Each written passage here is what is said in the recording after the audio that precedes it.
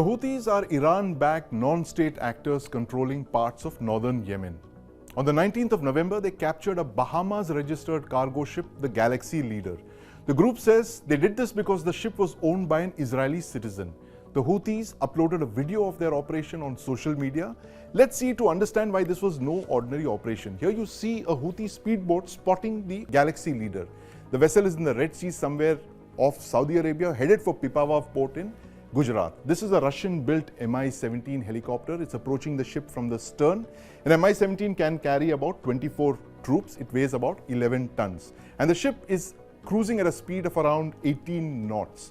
That winch-only part that you see of the ship, that's a part where helicopters can hover over but not land. It can use its winch to rescue people. The helicopter heads further down to a part of the deck where he can actually land. Now, here you see the Houthi party exiting the helicopter. The helicopter flies off. It's an 11-ton machine. It takes considerable skill to land a helicopter of this size on a ship, on moving ship of this nature. The boarding party now takes cover and approaches the ship's forward part, the forecastle. They enter the ship's bridge from where the ship is steered. They overpower the ship's crew. You can see them. There's a crew of around 25 people on this ship. That's the ship's cargo hold. This is meant to hold passenger cars, literally thousands of passenger cars. But this hold is empty, which means that this ship was on its way to pick up cargo from Pipavav port and transport it elsewhere. And here you see the reason why the Houthis used a helicopter to assault this ship. The ship's high freeboard, it's more than 10 meters, 15 meters off the water, which means it's almost impossible for a speedboat to assault this ship from the waterline, which means they needed a helicopter to assault the ship and to capture it because of this large freeboard. And then you see the Houthi speedboats escorting this ship to Hodeidah, which is a Houthi-controlled port in northern Yemen. Now, the Galaxy Leader is a massive ship. It's 189 meters long.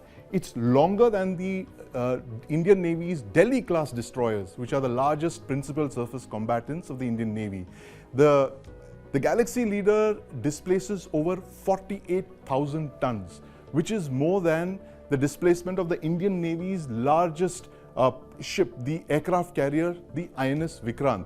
It's possibly one of the largest vessels to be hijacked in recent times. Now, this is clearly no ragtag militia or Somali pirates taking over a vessel. Now, what you just saw was a classic VBSS operation. Now, a VBSS operation is a visit, board, search and seizure operation. This is the kind that state actors normally do. Law enforcement agencies and even India's marine commandos use VBSS to intercept vessels. And it takes exceptional training to mount a Heliborne operation to target a moving ship out at sea, commandeer it and bring it back to one of your own ports. Now, the Houthis clearly have access to vessel ownership, ship manifests, but also the ability to target individual ships and hold them hostage. Now, they've flexed their sea denial capabilities in the past. The Houthis have hijacked ships belonging to the Saudi-led coalition, which they've been fighting since 2015. They have hijacked ships in the Red Sea. They've attacked them using drones, anti-ship missiles, RPGs. But this is the first such vessel hijack during Israel's war. And it's clearly part of Iran's strategy to activate its non-state actors, or what it calls its axis of resistance against the Israel and the United States. But the larger, more worrying message of this operation is the fact that non-state actors can easily hijack vessels from one of the world's most critical waterways. Over 17,000 vessels pass through the Bab el Mandab Straits each year. Now, the straits are just 20 kilometers wide. It's a maritime choke point.